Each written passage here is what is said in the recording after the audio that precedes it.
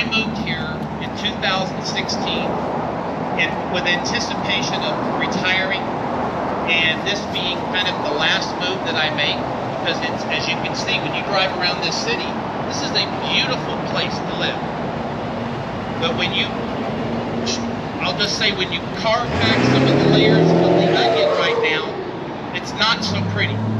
And you know, I have been very angry and very outspoken in the past, and I will say that I'm not going to make excuses for that, because I actually have a lot of skin in the game. And what I mean by that is, you know, I don't know if you want to call it fortunate or unfortunate, that we chose to buy a house on the river across from Tusting Park. But I can tell you that, you know, my wife and I were out of town for quite some time, and we got back, and within a matter of a week, we probably had to call the police at least 8 or 9 times. A citizen that has, well, let me back up. A responsible citizen that has done what they need to do. They pay their taxes, they pay their bills, they do what they need to do to help their community, shouldn't have to be making a phone call to the police department because they can't actually sit out back and enjoy their house in the manner that they anticipated they were going to do. So with that said, if there's anybody else would like to come up and speak, so remember what I want you to speak about. I want you to speak about if you have any ideas or suggestions that you feel would make a difference in this city. So that's really kind of what the topic is about. I don't want, you know, this is definitely not going to be, I don't want this to be a bashing session on the homeless. You know, at the end of the day, this isn't about bashing the homeless.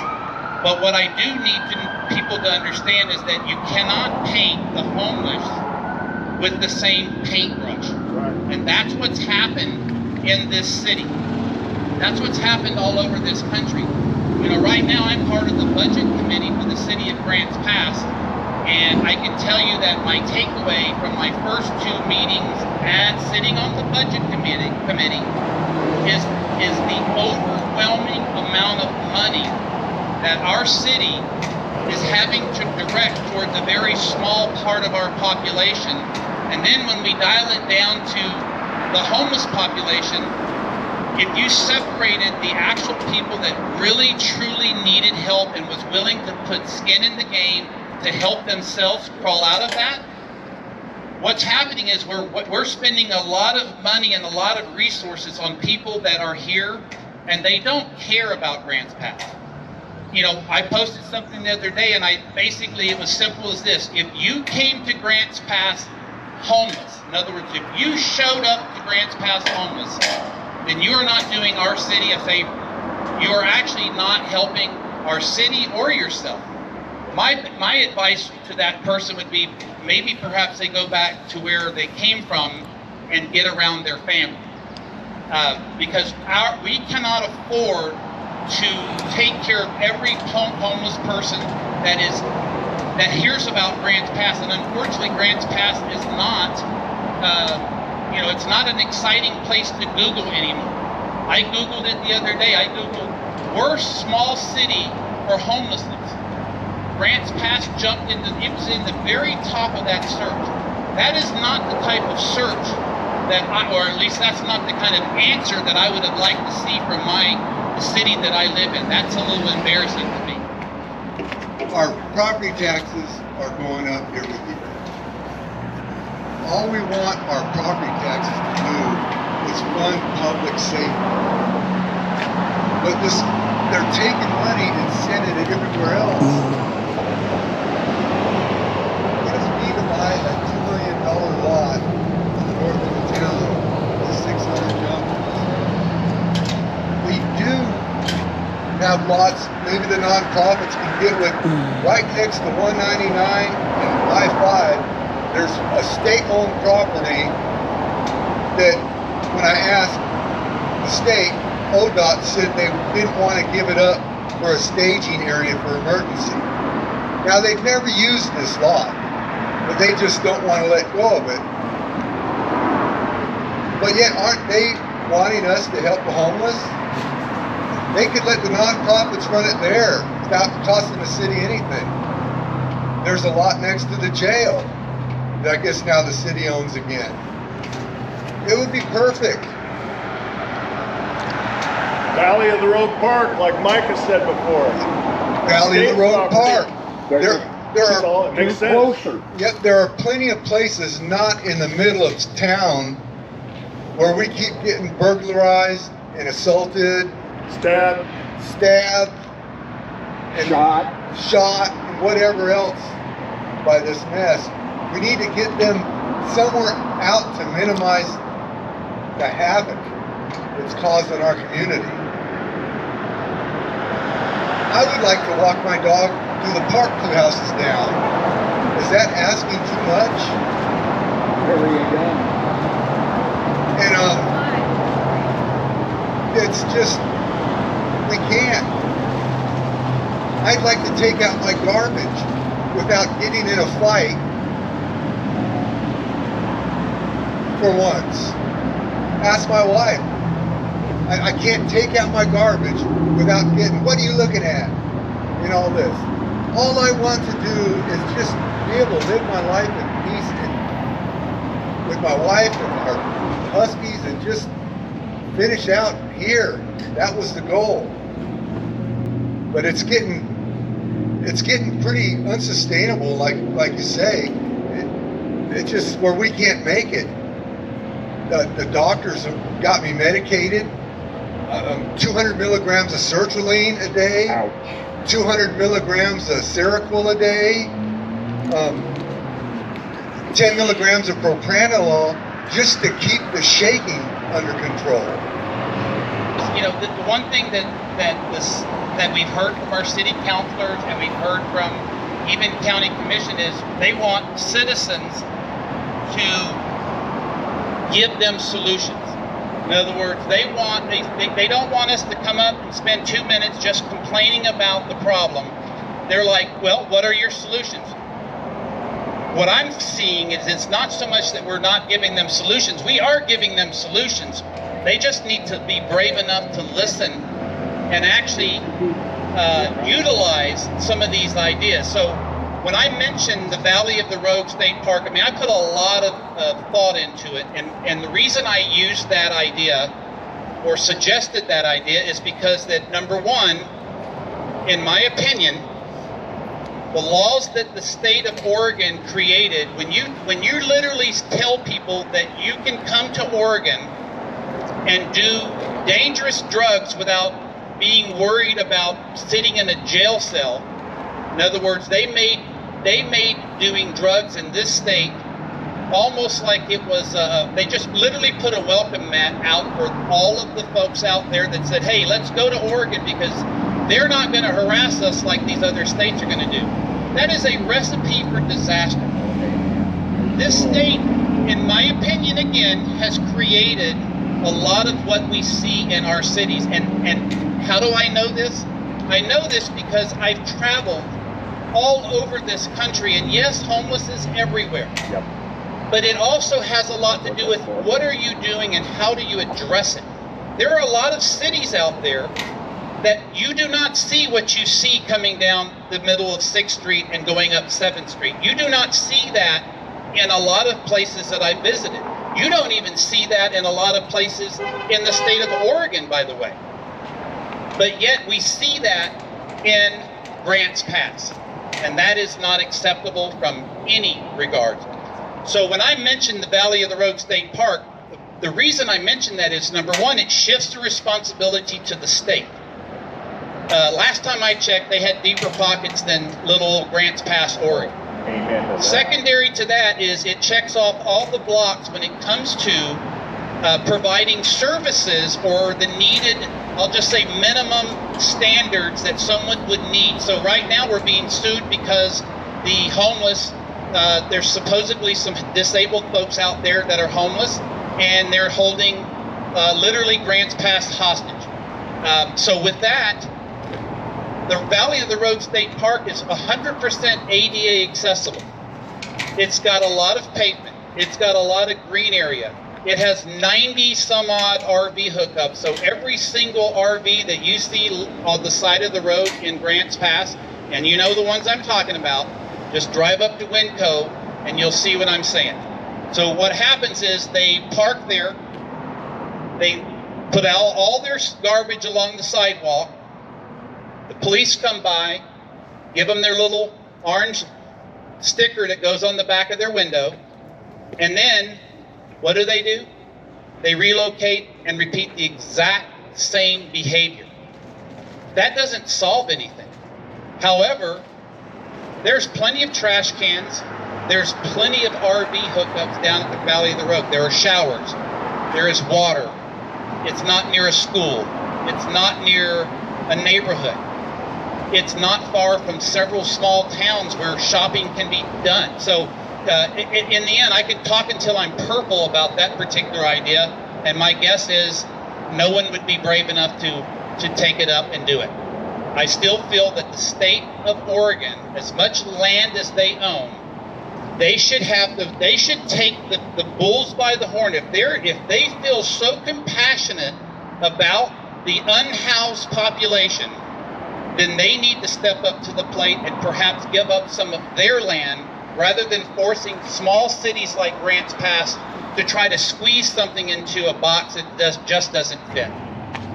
I'm gonna let you know now, I'm in the camp up the street. Do I like what's going on? No. First night I was in the camp, I went into the porta potty, and it's a good thing I had my shoes on. 6 uncapped needles on the floor of the porta potty. Anyway, I was at the last city council meeting, and I know of 2 locations here in town that are out of the way, but the bus goes right by them. I know because I do it multiple times a week. That's up on Agnes. One of them is right there next to the BMX park, the bicycle park. The other one is a block down the street. Big monstrous field out there with grass growing as tall. Mow it, put a fence up, you know, that gets them away from downtown. And I understand why there's a problem. I watched it happen myself. Not all of us are doing it, but there are quite a number of us that go downtown, root through everybody's dumpster, and then just leave the junk on the ground. My suggestion was at the city council meeting, lock your dumpsters. That way it can't happen. But, you know, that seems like it's almost too easy of a fix. But that would keep all the garbage in the dumpster. But I'm also a 20-year Army veteran. I don't like being homeless and a veteran. My father is right there, killed in the line of duty with the sheriff's department. This is my city too. I want to see something done. What my takeaway with that gentleman, what he just said, is that he himself is homeless and is tired of dealing with the riffraff that is taking place within these camps. In my opinion, these camps are actually very dangerous because you have no idea what's inside those camps. And again, this is the part where I talk about you can't paint the homeless with the same paintbrush. When I just went on this long RV trip, every single campground that my wife and I chose to use required information about myself. And when I say myself, I mean things like my license plate. They wanted to know who I am, what my phone number was, what my emergency contact was. And then on top of that, you know what they also gave me? They gave us a set of rules. And those rules basically said that if you do not follow these guidelines, you're going to be asked to leave. But yet, we can't seem to do that in our camps or when we were held hostage for 4 years because of the Supreme Court or that original injunction. When we were held hostage then, we had so much lawlessness going on within our city parks, it was absolutely disgusting. And what's even sad or sadder Riverside Park. is the fact that if you look at some of the pictures from groups like Park Watch that have actually gathered themselves together and gone up to go clean our parks, which, you know, that alone tells you another side of that, and that is, why would there even have to be a group like Park Watch to actually go clean up needles so that children can actually run around in a park? And I remember when I was a kid, I ran around barefooted. Oh yeah. I would not recommend that in a city park in Grants Pass. Don't even go to the city park. Yes. So again, I think it's going to come down to that we are not going to just, like, these type of camps are absolutely not going to be sustainable for the city of Grants Pass. We're going to have to figure out a model very similar to what cities like Ashland, I have talked and spent so much time back and forth with the people over in Bend. I can tell you that Bend has thrown millions upon millions of dollars. They've bought several motels. They have several encampments, and now outside of their town is an area. And when I reached out to the city, I said, "What is that area called?" They call it Dirt World. I mean, when you name a place Dirt World, that's pretty telling. And there were piles. I passed it. There were piles of garbage so high, and there were vehicles just strung out there. To me, it's not if, but when a pretty bad or devastating fire would probably take place over there, because they're in the They woods. started 2 last summer. The Pines, same area, same campground. Yes. Friend lives next door to it. So what Grants Pass is going to have to do is Grants Pass is going to have to figure out. So the number one priority right now should be have this injunction lifted. That is priority number one. Number two, what the city of Grants Pass should do is find some way of eliminating these camps that we have here in the middle of our town. What seems to be working in other cities, based on my research, even though Walla Walla, Washington is not located in Grants Pass, or I'm sorry, in Oregon, it's still in a city, or a state, I'm sorry, it's still in a state that is heavily, I'll just call it heavily Democrat, just like Oregon. But yet Walla Walla is somewhat of a conservative community similar to Grants Pass. And what Walla Walla has done is they went out and they found a nonprofit that really knows what they're doing.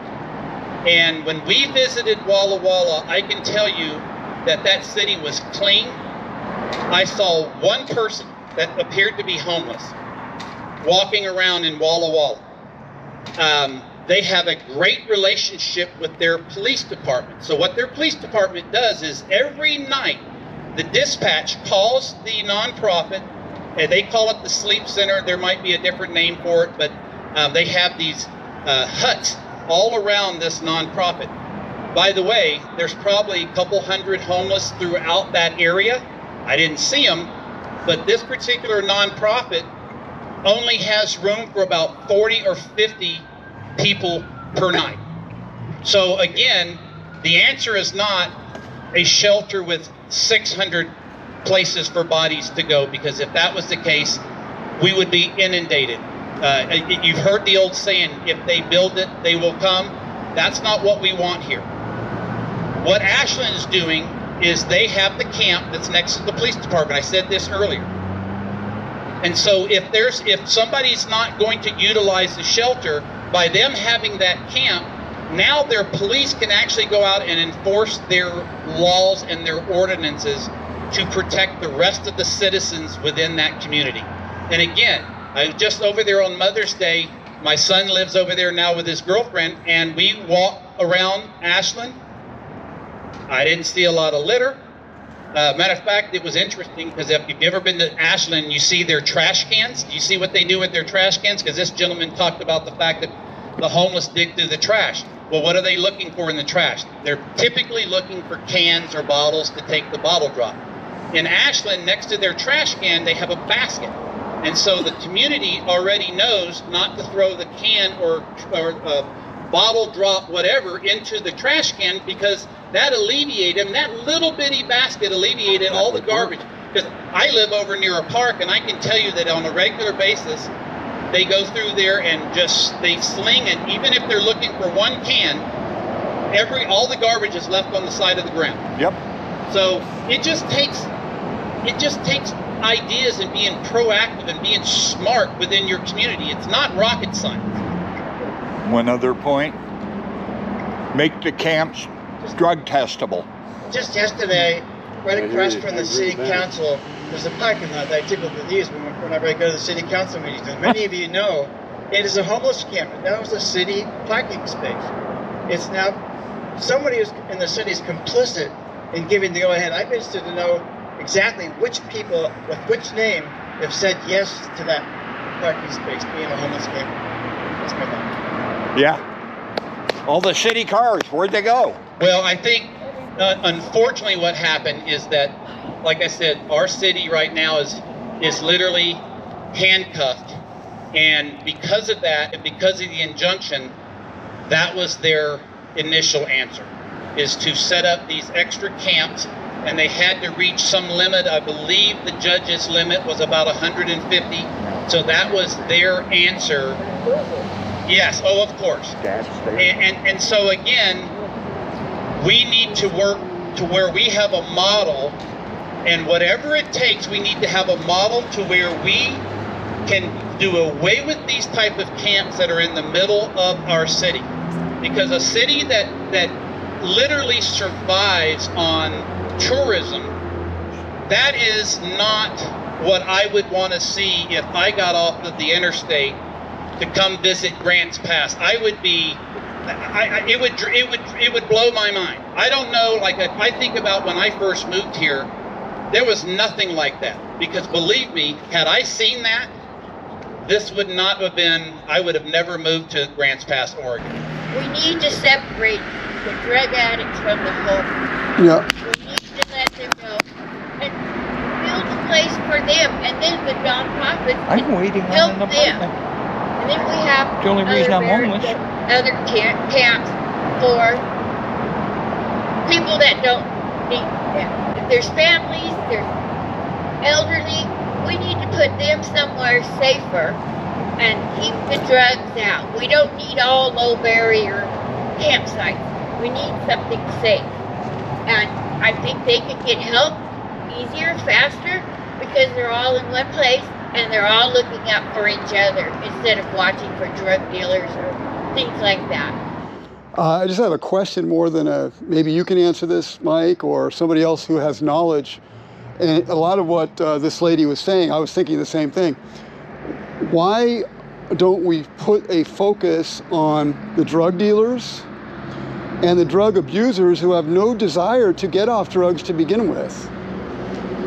I'm sure there are laws out there that we have that can be used, all sorts of laws, even though the state is against Grants Pass. There are laws that could be used, such as whatever, disturbing the peace, littering. Go through the law books, find out what laws we do have available, and go after the people who are making life miserable for everybody else. They're a very small percentage of people, and I don't think most people care or have an issue with the homeless in general. Most people have a good heart and want to help these people. But if you don't want to help yourself, you are not in the population that we can help. Therefore, we need to make your life miserable, for lack of a better word, and get you to move on down the road so we can have a community here. Thank you.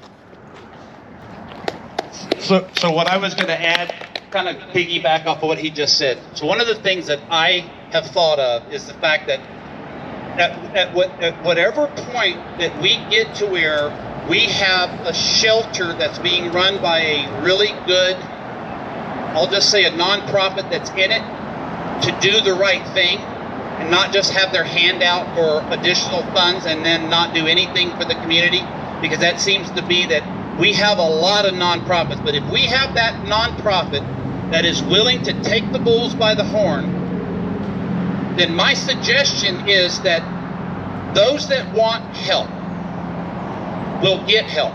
The people that want help truly will get that help, and then you offer help to the rest of those that are considered, well, they can call it whatever they want, housed, unhoused, or I should say unhoused or homeless. I don't like to use the unhoused term.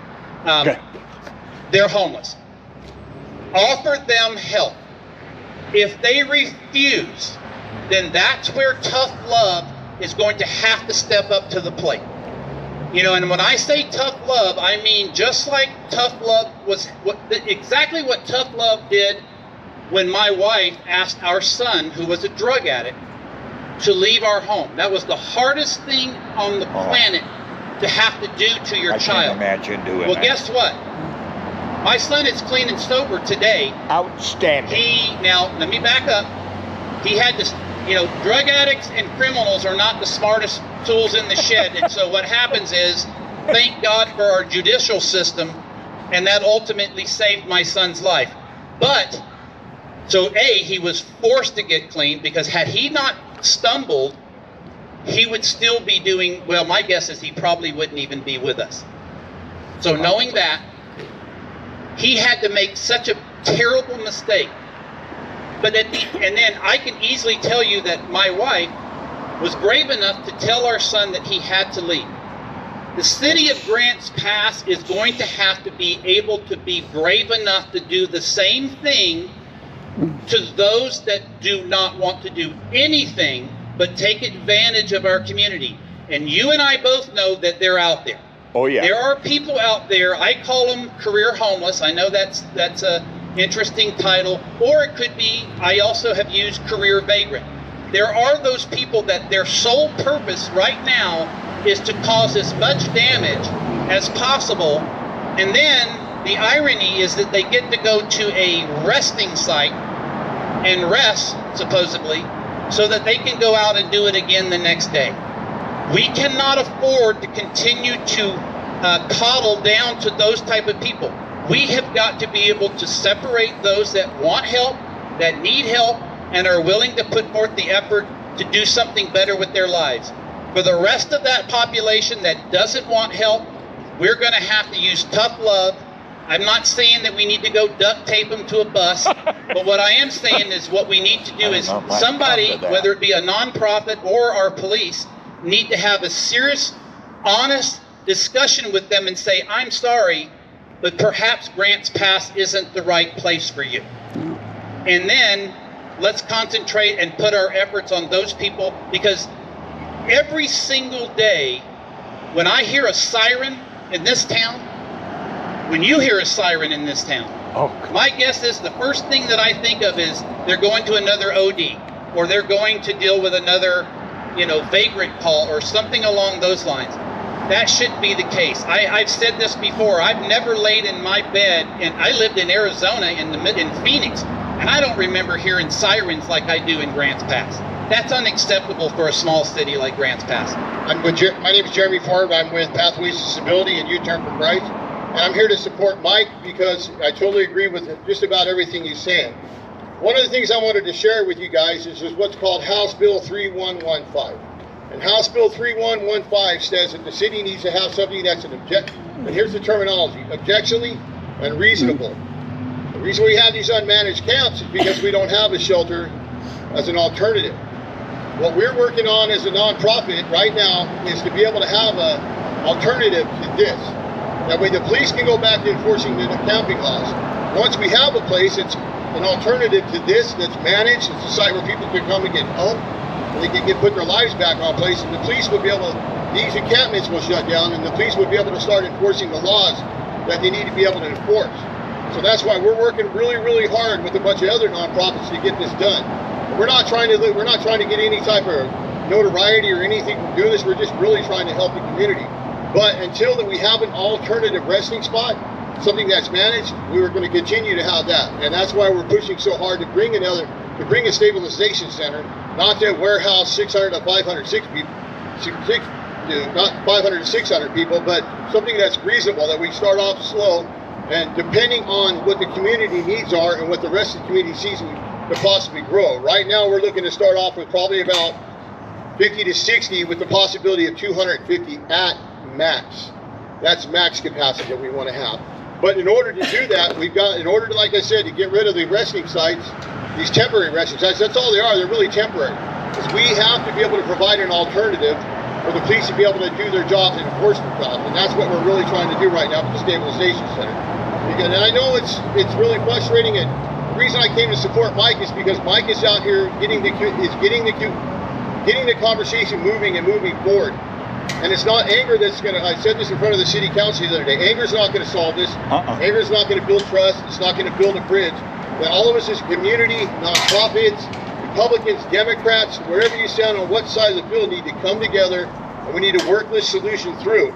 No matter if we disagree, we have different points of view, the only way that we're going to solve this as a community is doing just what Mike's doing, is getting people into the conversation, sitting down, discussing what's going to work and what's not going to work.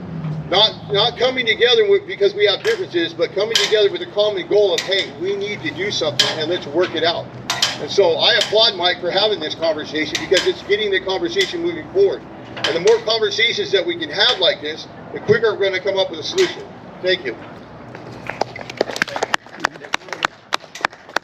So conversations are great, but action is really going. The action is where we're at now. We've had, and believe me, you and I both know, I have gone to more city council meetings that I can count, and the number one topic at every single meeting is the homeless. So if that topic is at the top of the list, you would think that that is the topic that we need to concentrate on and get this thing figured out. So I look at this as a four-legged stool, and all of us are part of this stool. So we the people, meaning the public, the citizens, are on one leg of that. The other leg is our city government. The other leg is the nonprofits. And then the fourth leg is, well, city government, this might fall into that, but is our law enforcement. So if we follow a plan similar to what, as I mentioned, in Ashland or say in Walla Walla, now what happens is the homeless have a place to go. They have people to work with that if they are truly in it to help them, they are going to be able to guide some of these folks hopefully out of their homeless situation. Again, for those that refuse to go to those camps, and we know that's going to happen, that's already happening right now. So, and it's going to happen when the injunction is lifted. We've got to have an answer for that as well. You just can't let those folks just go and lay and sleep wherever they want, because other cities in Oregon, other cities throughout the United States are actually enforcing their laws and their ordinances within their city for the betterment of the entire community, not just the homeless, but for the whole city. And that's the only way something like this is going to work. You can't just put all your attention, which is, it feels like that's what's happened, is all of your attention just directed at homeless. That's one part of the population, but there's a lot of other people out there that need attention too.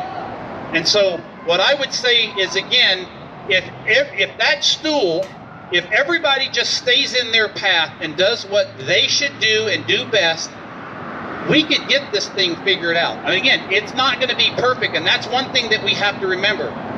If it was perfect, we wouldn't even be sitting here having this conversation. And I could go on and on and on, because, you know, I am angry. When you see anger come out of me, I'm angry at our country. I'm angry, no, back up. I'm angry at our government. There. Because our government ultimately treated people that came into our country illegally. They invited them, they flew them all over the United States, and they put them up in expensive hotel rooms. They paid for their meals, they gave them walk-around money. And yet we have this. happening in our city. That to me is the most unexcusable of all of this madness that we're dealing with. So our government is to blame for a lot of this. I pray that our current government takes a really hard look at this. Even President Trump, not to get into politics, but he realized how filthy Washington, D.C. had become, and what did he do? He said, let's get this cleaned up. You know how fat they, just like that. So it can happen. It's just a matter of, do you have the backbone and the guts to do it? So would anybody else like to speak? I got more of a question. Yes. You brought up a point about registering either at an RV park or a hotel. The city is providing a temporary residential area.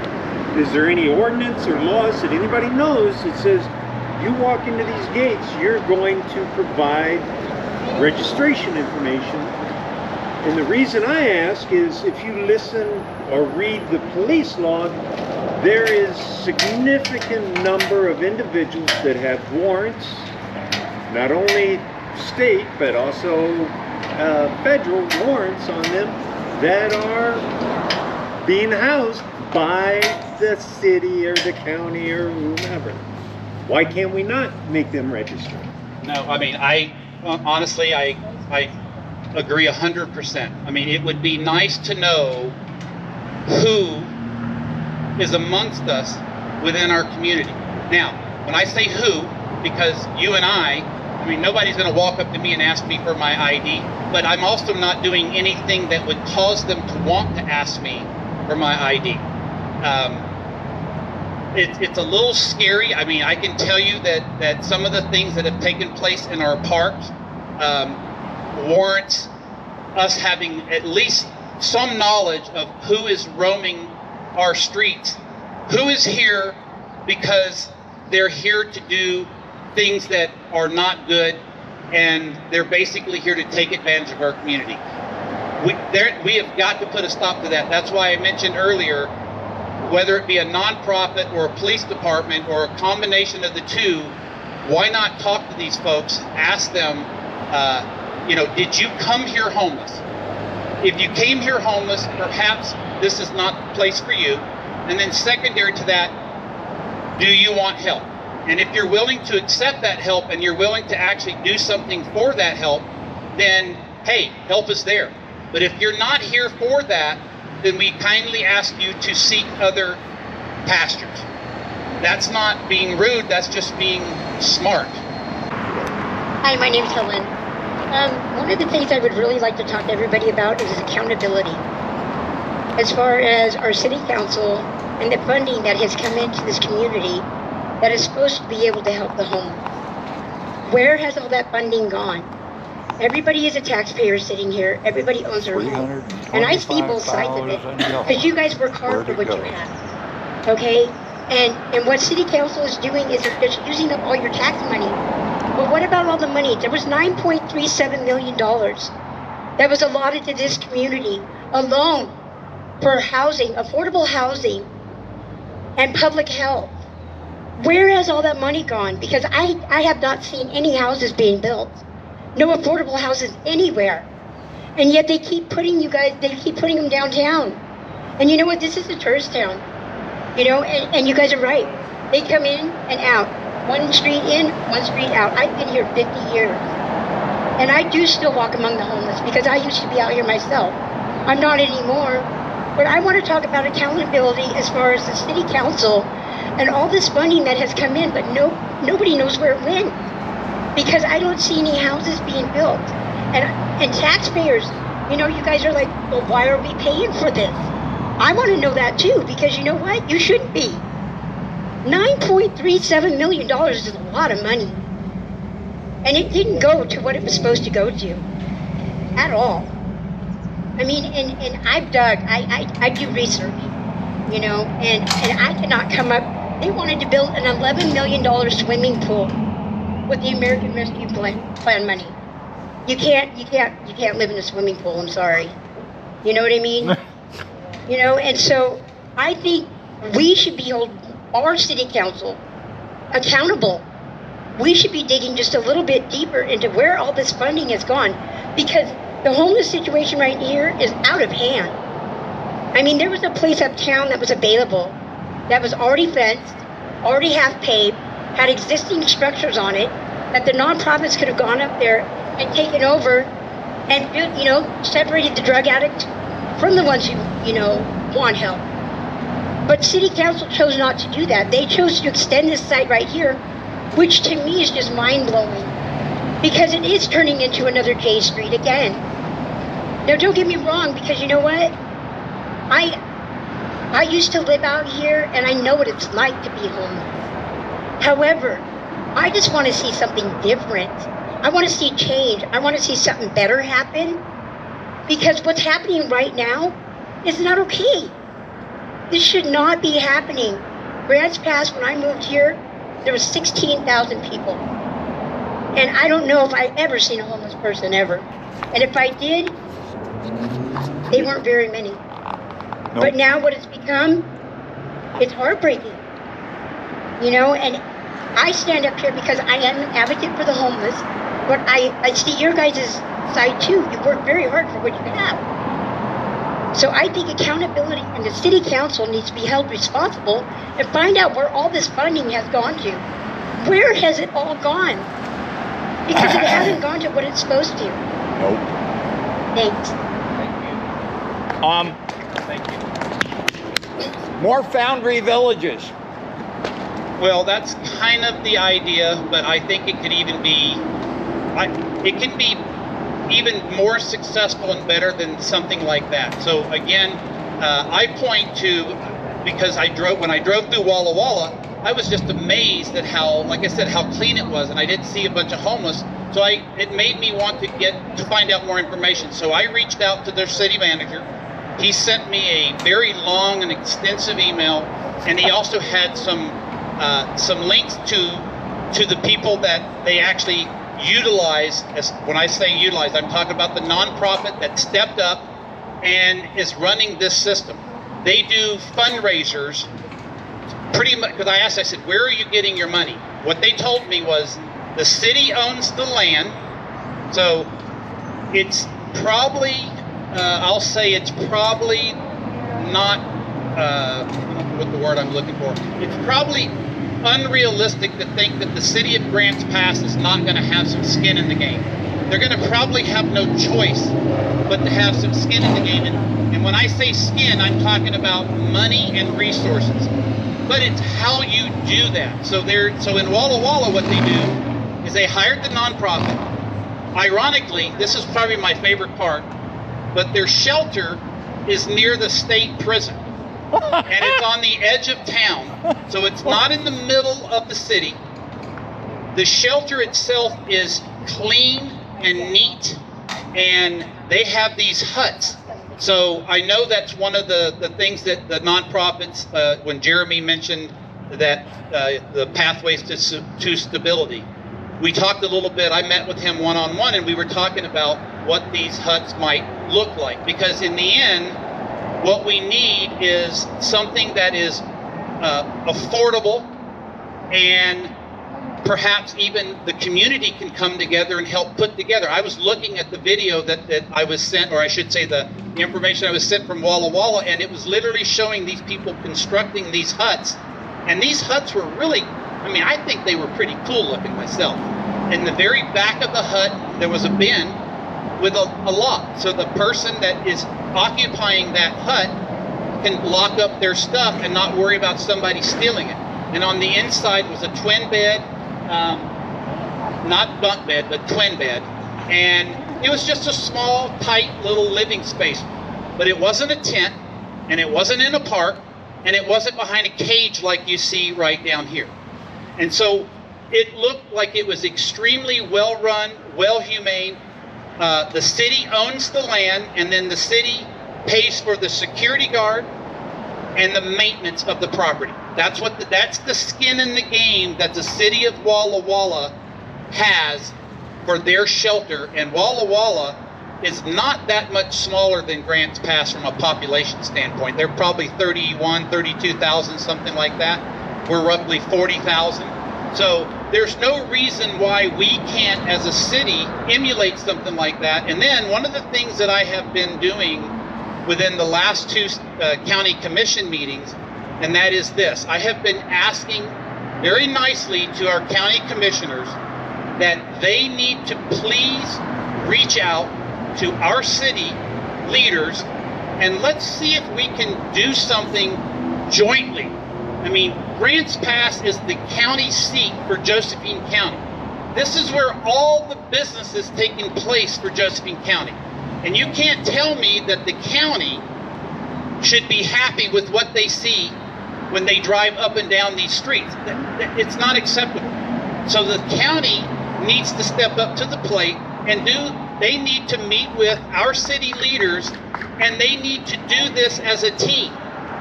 One person isn't going to figure this out, but if you put a bunch of heads together, I'm pretty sure that we can come up with some pretty decent ideas. And right, like I said, we don't have to go out and reinvent. We don't have to reinvent the wheel. Other communities have already made mistakes. We've made our share of mistakes. Now what we need to do is learn from those mistakes and then turn around and do something. Because doing nothing gets you what you see today. Doing something is going to hopefully preserve our way of life that we chose to move here for. I mean, you know, when I go and stand on the pedestrian bridge and I look back towards Grants Pass and you see these beautiful mountains, you see that beautiful river, and then you stop and reflect that what does our city look like in reality?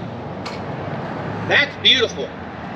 But if you get down here in the layers of that onion, it's not a pretty sight. We have got to rectify that, and we are going to. Here's the deal. We have no choice but to rectify it.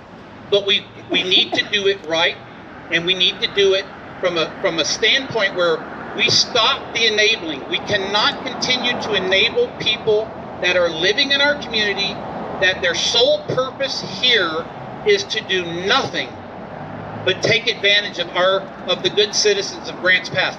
That has got to stop. That's going to take teamwork. That's going to take law enforcement stepping up to the plate. I also feel that we need to implore our city leaders to revisit the ordinances that they have on the book. So this business of someone parking by Winco and they're laying there hanging out waiting on the police to come tag their vehicle, and then they go and do this again somewhere else. What they're basically saying to you is, we have figured out how to work the system, and we're just going to keep working it because you guys are dumb enough to let us. And guess what? We are. They've been dumb enough to let them continue to do this.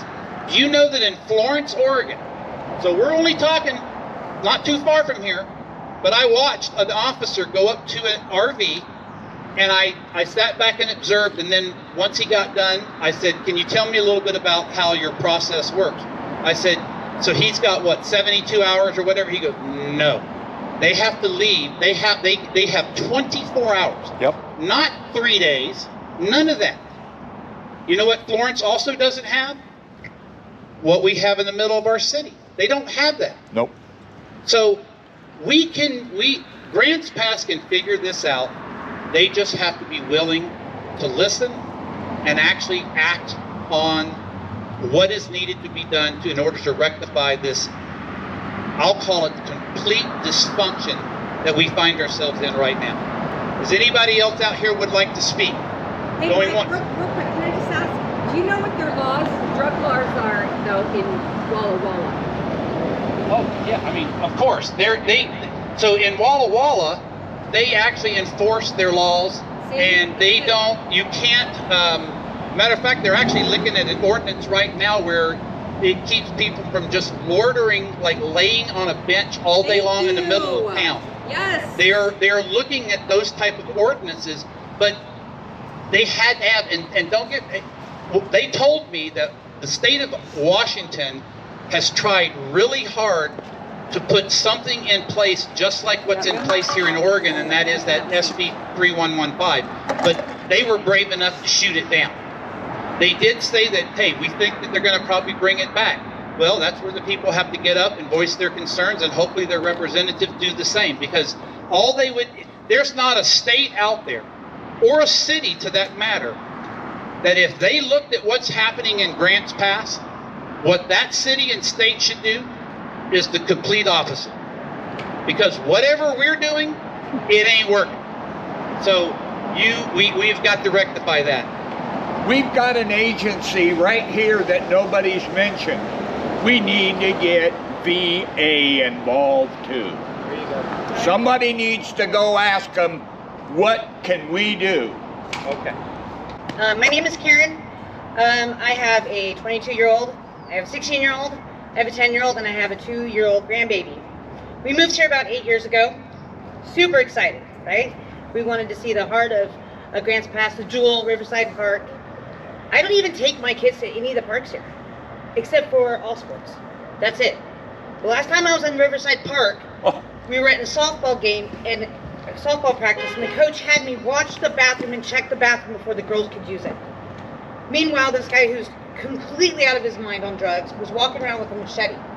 And I thought, how in a civilized society is this okay? How is this okay at all? I'm old enough to remember the time when somebody got busted with heroin or meth. They got jail time. They got a felony. Big time. Then they went to prison or were threatened with prison. I know people personally whose lives were saved because there was consequences to their bad behavior. There was consequences to this.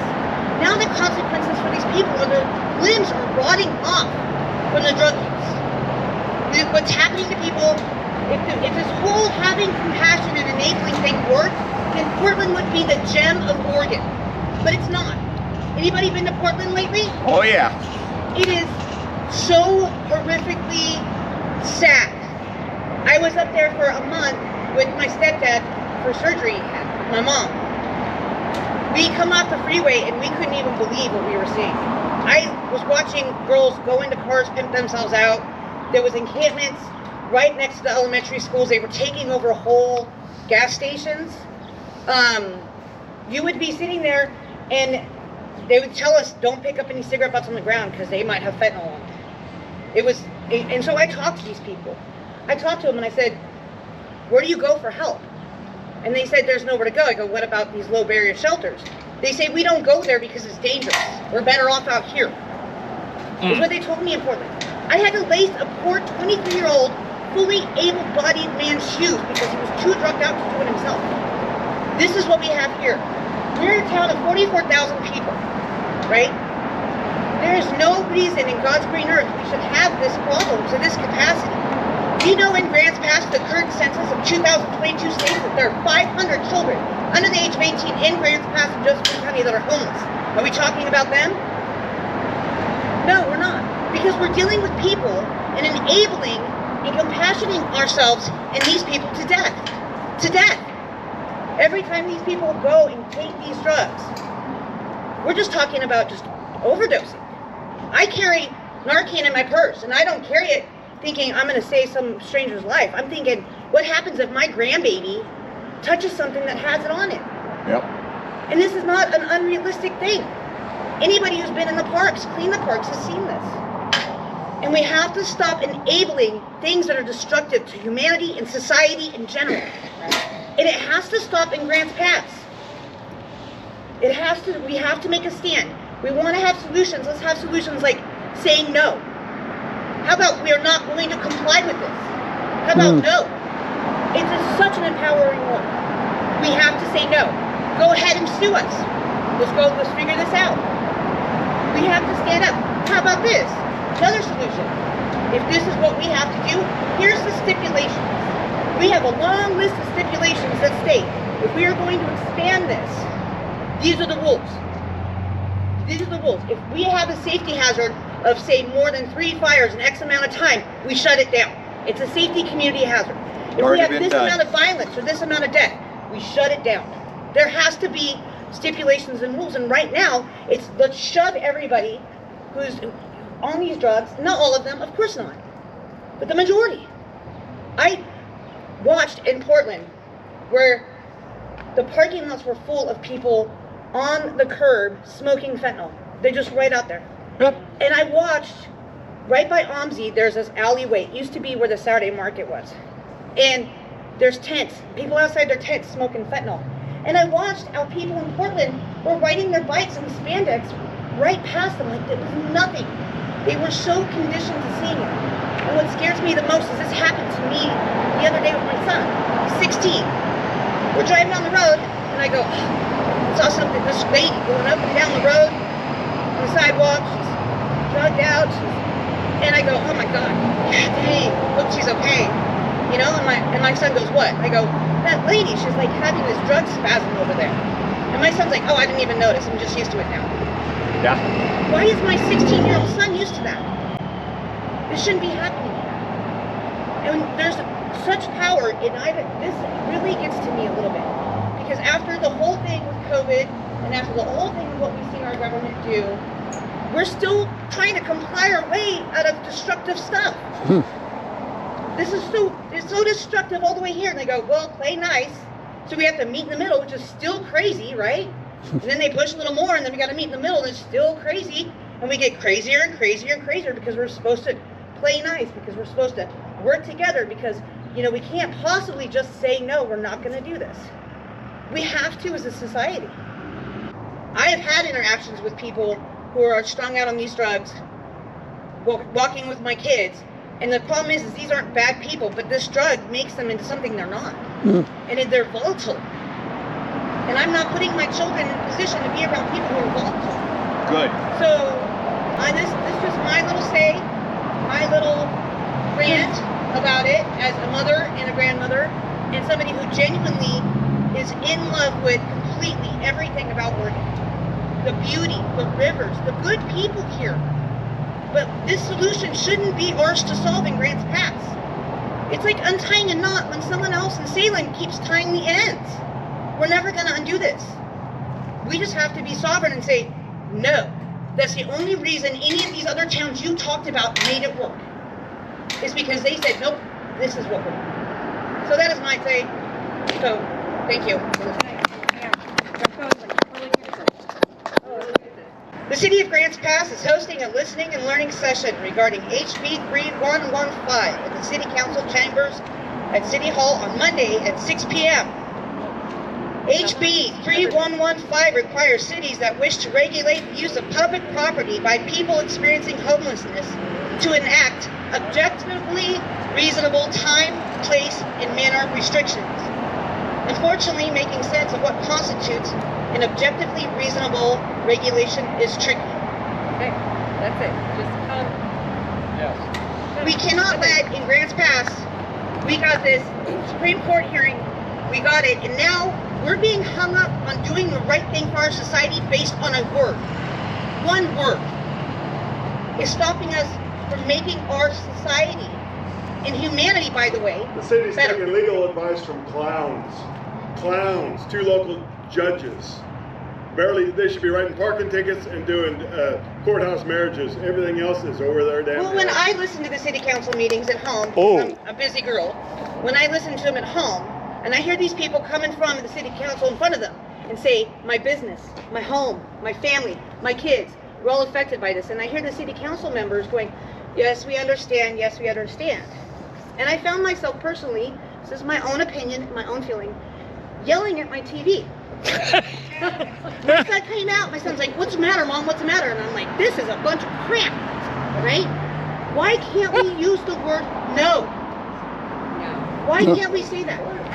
And what I don't understand is, how many lawsuits have we had now about this? And somehow Too people many. think it's gonna stop here? They It won't stop here. Because I looked into the lawyer. Birthday or some damn thing they're afraid of. No, and here's the thing. Say no, be a man. I looked into the lawyer that's heading this lawsuit. He's got lawsuits all over the state of Oregon out of Portland. Yeah. Look at Portland. It doesn't work. It doesn't work. Nope. Portland people are leaving by droves. Portland is turned into it used to be beautiful and lively.